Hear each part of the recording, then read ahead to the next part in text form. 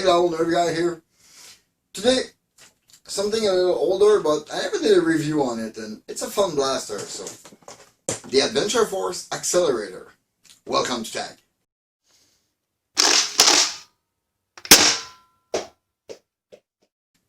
The Force Accelerator. This is the new updated version with the hopper, with the shaker inside the hopper, which is more like the Velocity, which was the exact same blaster with a 40 round hopper on it. Let's dig into it. This blaster is originally $55 Canadian, like full PDSF, but these days it's getting a little age, so you see them at Walmart because this is an exclusive. You see them at Walmart pop for $30 on the website, $19 in stores, and I've bought this one and several others for $7 on clearance. Something is happening, but still, this blaster, in the box we have a sheet of instruction, the 25 round, the blaster and hopper itself, and don't forget that little box inside which contains the team marker and some flip side that goes on the blaster. First feeling in hand, a little cracky, but construction feels solid. I had some of the more earlier version. Plastic was way more thin. I mean, ooh. No, this one feels different. And my previous one didn't have the little pin for the hopper. It was really an early version.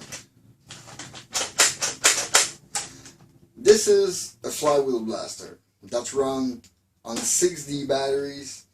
This is not gonna break your wallet, and it is plenty efficient. I've seen a lot of nerfer player a little reluctant of buying this system, but this system is like quite efficient. You can easily reload it or build or install a bigger hopper on it, and with this new shaker you barely have to shake the blaster. And what I love with this thing, instead of being more like the Zeus or the Charger, which use a little finger that push the round in from under or over it, this one is basically a Nerf rival stripe. This is a dart zone stripe for the rival round, the tactical strike line. This only use like a pusher, same principle. You pull the trigger and the pusher go forward, engaging the round to the flywheel, and it goes forward. You can blast your way all day with this thing. And those hopper, if you can have more than one, you can pre-fill them, hold them in a pouch somewhere, and the round stays in. They're quite efficient on that point. I rarely have a jam on this blaster, but you have a jam door. The cage is pretty well built inside. With too much power with lipo mod, this thing have the flywheel coming loose. So better secure them with Loctite or something or other before doing like a lipo mod or boosting the voltage on this thing. Speaking of voltage, this thing runs on 6D batteries. But there's a little trick. You open it, and you got a tree. Oops. Forget to remove the hopper.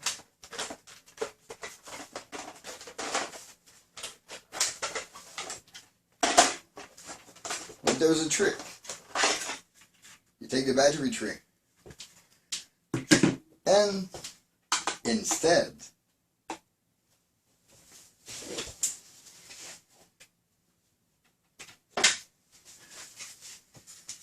you use your regular Nerf rival rechargeable battery pack inside, which worked pretty well without too much boosting the voltage on this thing. It will deliver and it will prevent you from buying endless amount of the batteries. Rev pretty good, rev quite quick, but it's not the battery inside, it's the rechargeable one, which gave a little boost, but this one revs quicker than my older one. I wish it was not in pieces, because the flywheel cage is right there from my other one, because I could make you hear the difference in sound. It sounded more like an old Zeus with loud and slower revving motor. This one is quite a neat surprise, like it's a new model. I think it's going to be even better. Let's put some round in and we're going to try it.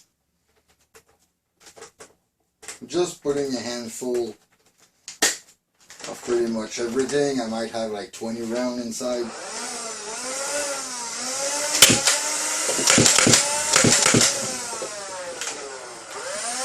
Quite good and quite snappy. When you push in the flywheel, yeah, the flywheel, you know, like quite crushed around. That's why it's popping every time. The hop-up tab is quite weird. It's like a shark fin, an upside down shark fin on this thing. Sometimes get a little unpredictable. You're gonna see that on the firing test. It is not worse or better than let's say a Charger or a Chaos or a Zeus in terms of precision. But this thing shine a little maybe in power, and that's it. They kind of all suffer the same problem with range, the one with vertical flywheel.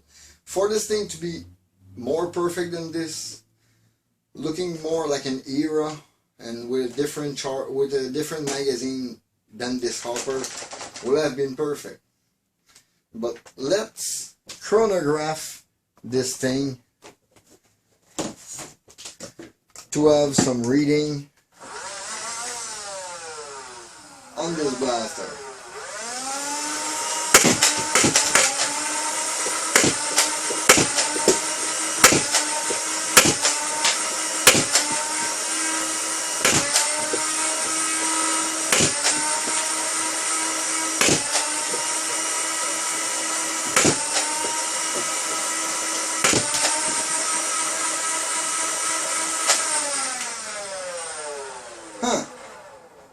We have difference in reading, but by letting it rev, I achieve a maximum FPS of 101 on it, and the lowest I get was 1.6 because it hit the inside of the chronograph. But other than that, and even with that 1.6, we manage an average FPS of 86, which is okay, respectable for a blaster of this price. But averaging the real power is more between 95 and 100. So it's a good blaster. 95 and 100. The hopper is fairly easy to reload. I mean,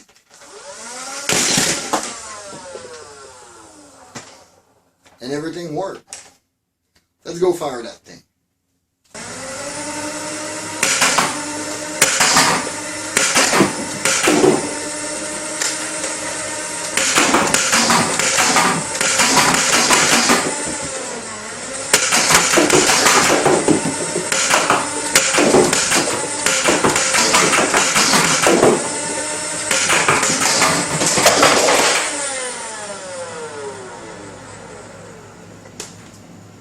This adventure Force Accelerator.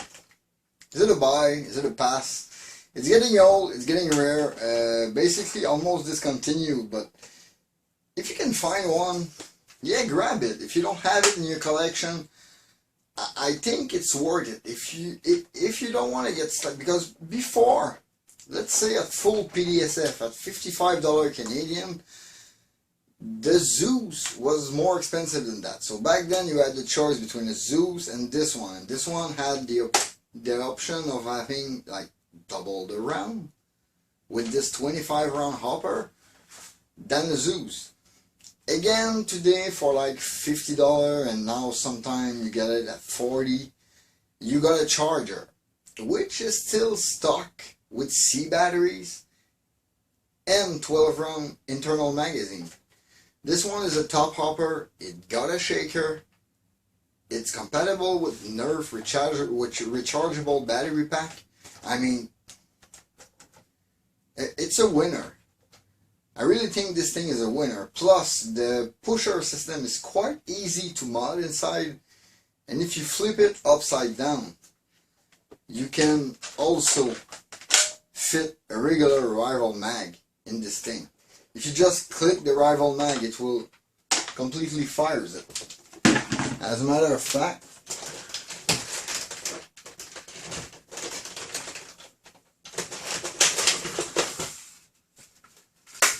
if I take a magazine and put round inside,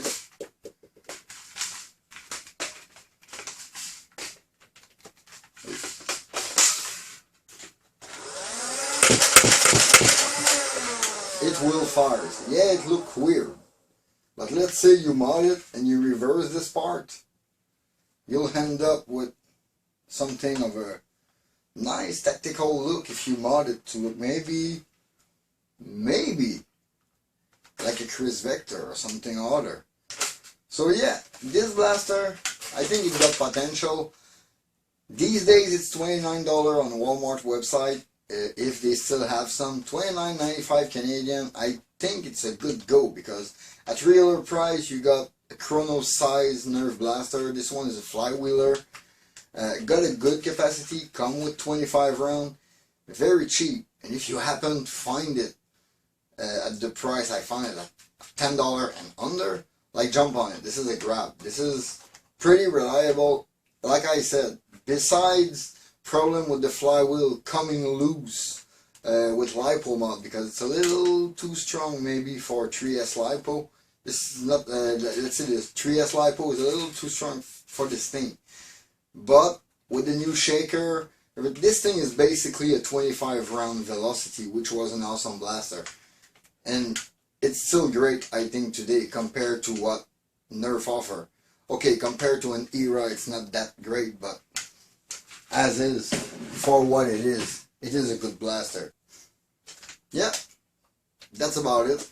In the meantime, you can always follow me on Facebook and Instagram at thatoldnerfguy. Please leave a like and comment, subscribe for more content. Don't forget to hit that bell to stay informed on my latest video.